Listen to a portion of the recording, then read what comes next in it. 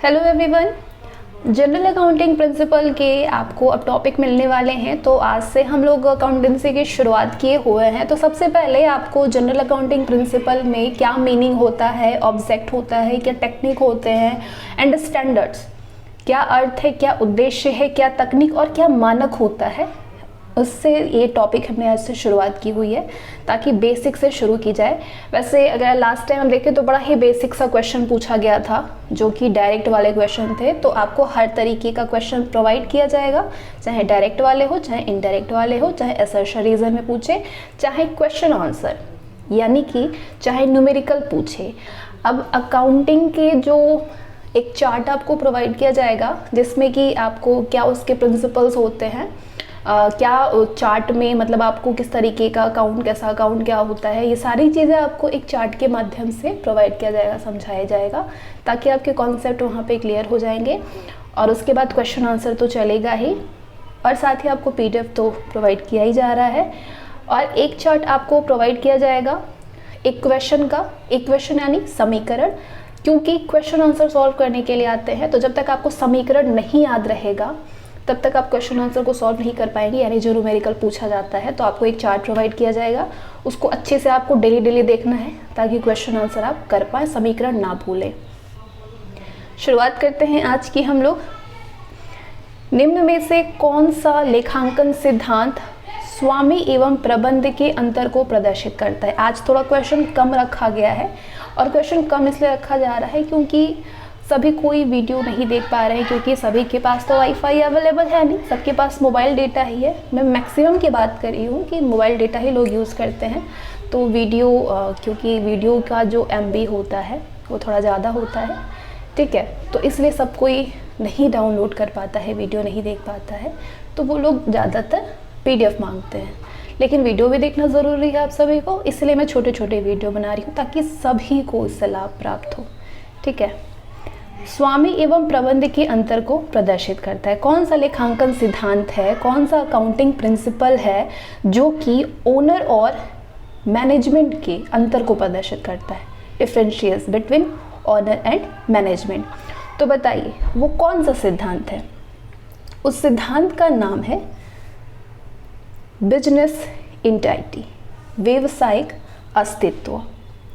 स्वामी और प्रबंध के बीच के अंतर को जो सिद्धांत प्रदर्शित करता है वो है व्यवसायिक अस्तित्व, उसका व्यवसायिक अस्तित्व। व्यवसाय में व्यवसायिक इकाई की जो अवधारणा है, या फिर आप कह सकते हैं व्यवसायिक अस्तित्व, व्यवसायिक इकाई अवधारणा या व्यवसायिक अस्तित्व अवधारणा, ये व्यवसाय और व्यवसाय, व्यवसाय और व्यवसाय में आप फर्क समझिए। व्यवसाय बिजनेस और जो है व्यवसाय जो कर रहा, दोनों को एक दूसरे से अलग करती है। वैसे तो लेखा करते समय व्यवसाय को व्यवसाय से, ठीक है, व्यवसाय को व्यवसाय से अलग ही रखा जाता है लेखा करते समय, और व्यवसाय के व्यक्तिगत लेन देनों को व्यवसाय के लेन देनों से अलग कर दिया जाता है। तो आप समझ गए होंगे कि व्यवसाय में व्यवसायिक इकाई अवधारणा या फिर व्यवसायिक अस्तित्व अवधारणा व्यवसाय और व्यवसाय दोनों को एक दूसरे से अलग करती है। लेखा करते समय जनरली जो लेखा होता है उस टाइम पे व्यवसाय को व्यवसाय से अलग रखा जाता है और व्यवसाय के व्यक्तिगत लेन देन, जो उसके पर्सनल जो लेन देन है, उसके भी व्यवसाय के लेन देनों को अलग कर दिया जाता है। तो ये फ़र्क होता है स्वामी और ओनर और मैनेजमेंट में, ठीक है। व्यवसायिक अस्तित्व का अलग डिफरेंस होता है दोनों के बीच में। So right answer is option B. निम्नलिखित कथनों में से बही खाता के संबंध में कौन सा एक विषम है, यानी अलग है सबसे? बही खाता के बारे में कौन सा ऐसा स्टेटमेंट है जो कि बुक कीपिंग, बही खाता आप समझ रहे हैं, बुक कीपिंग के बारे में थोड़ा सा ऑड समझ में आ रहा है कि मतलब उससे वो संबंधित नहीं है, उससे रिलेटेड ये बात नहीं हो रही है। तो आपके पास ऑप्शन है कि बही खाते का कार्य क्षेत्र, यहाँ खाते लिखा हुआ है, टाइपिंग मिस्टेक हो गया है, बही खाते का कार्य क्षेत्र और रिकॉर्डिंग, वर्गीकरण व सारांश से संबंध सीमित है।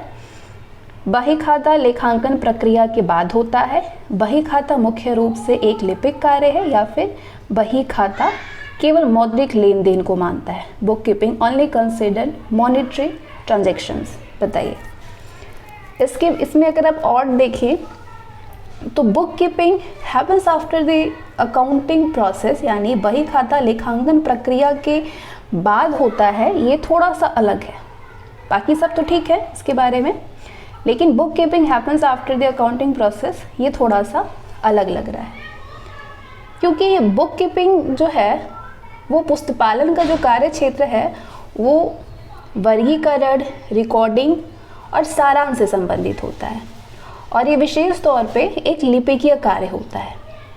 बुक कीपिंग अभिलेखों को अधिक उपयोगी बनाने के लिए लेखांकन पर निर्भर करता है।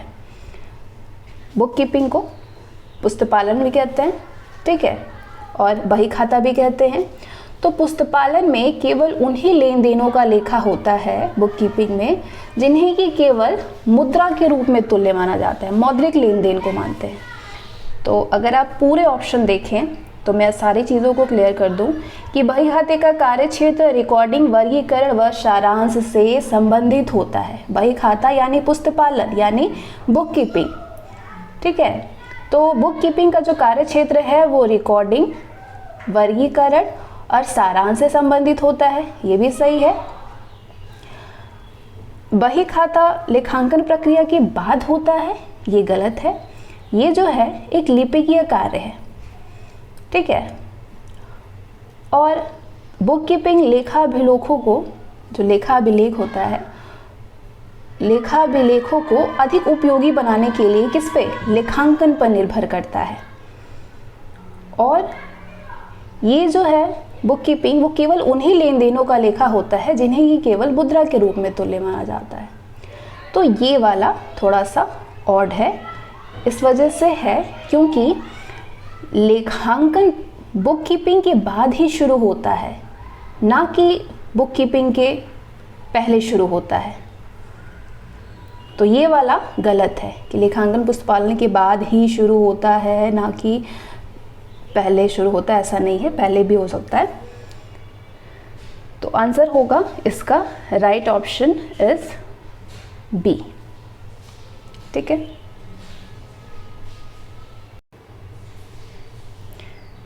कौन सा एक चालू दायित्वों में सन्निहित नहीं होता है, constitution. Which one of the following does not constitute a current liability. Which one of the following does not constitute a current liability? कौन सा एक है जो चालू दायित्व में सन्निहित नहीं होता है। चालू दायित्व में समझ रहे हैं हम क्वेश्चन को समझना सबसे ज़्यादा ज़रूरी होता है। तो यहाँ पे बात हो रही है कि दायित्व, वास्तव में कोई भी दायित्व नहीं होते। कॉन्टिजेंट लाइबिलिटी आपके पास ऑप्शन है, देय बिल है यानी बिल्स पेबल है, व्यापारिक लेन देन है, ऋण पत्रों पर अदत्त ब्याज यानी इंटरेस्ट आउटस्टैंडिंग ऑन डिबेंचर। तो यहाँ पे जो सन्निहित है वो आपका बिल्स पेबल भी है और ट्रेड क्रेडिटर्स भी है और ऋण पत्रों पर अदत्त ब्याज भी है। लेकिन जो सन्निहित इसमें नहीं होता है वो है संभाव्य दायित्व यानी कॉन्टिजेंट लायबिलिटी, क्योंकि कॉन्टिजेंट लायबिलिटी वास्तव में कोई लायबिलिटी नहीं है, कोई दायित्व नहीं होता, या फिर दायित्व होने के संभावना मात्र होते हैं। ये दायित्व पूर्ण रूप से कोई दायित्व नहीं होते, दायित्व होने के संभावना मात्र होते हैं। तो इसीलिए चिट्ठे के दायित्व पक्ष के राशि स्तंभ में इसे नहीं दर्शाया जाता है, बल्कि क्या जो विवरण होता है उसमें टिप्पणी में इसको दिखाए जाते हैं। ठीक है, तो ये सब चीज़ें आप चार्ट के ज़रिए समझेंगे। वैसे आपको यहाँ पे एग्जामिनेशन के पर्पज़ से ही चीज़ें प्रोवाइड की जा रही है, तो आप इस पर ध्यान दीजिएगा कि कॉन्टिजेंट लायबिलिटी यानी संभाव्य दायित्व कोई दायित्व नहीं होते हैं वास्तव में। ये दायित्व होने मतलब नाम मात्र, संभावना मात्र होते हैं दायित्व के, इसलिए इसके चिट्ठे के जो लायबिलिटी एरिया होता है उस पे इसको नहीं दिखाया जाता है, जो जहाँ पे विवरण होते हैं वहाँ पे इसको दिखाए जाते हैं। तो बाकी आपके पेएबल होता है, बिल्स पेबल होता है, व्यापारिक लेन देन होते हैं, इसमें सन्निहित होते हैं। आपके ऋण पत्रों पर अदद ब्याज, इंटरेस्ट आउटस्टैंडिंग ऑन डिबेंचर उसमें होता है। चालू दायित्वों में बात हो रही है, ठीक है। एक चालू दायित्व में ये सारी चीज़ तो सन्निहित होते हैं, लेकिन संभाव्य दायित्व नहीं होते हैं।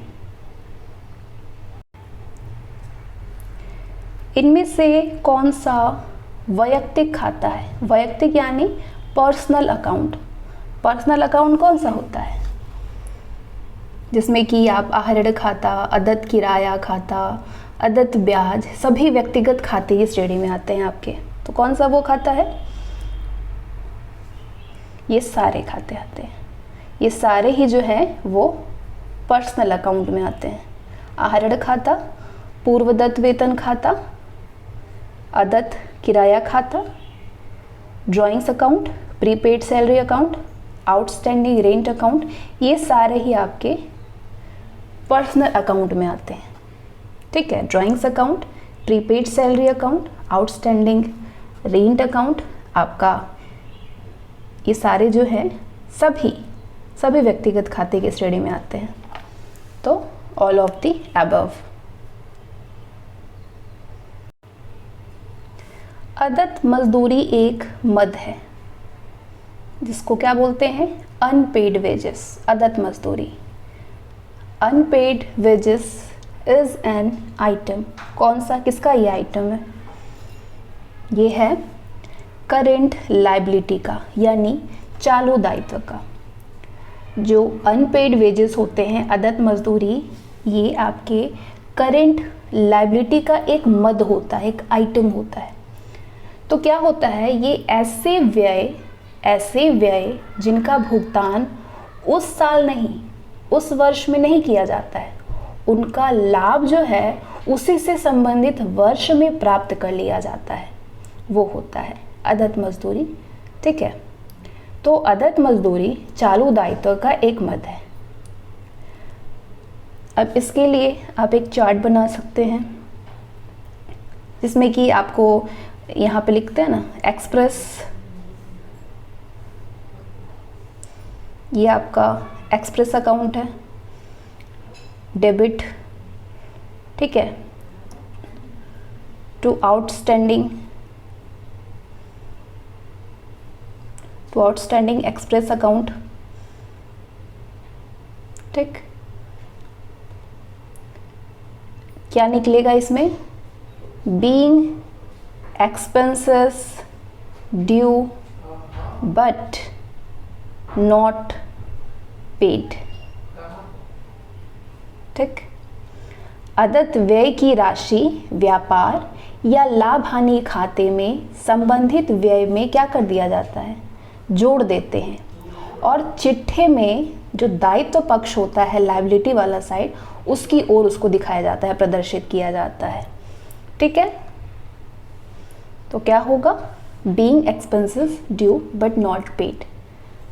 ये किस में आएंगे आपके? किसका एक मद है? ये करेंट लायबिलिटी का है।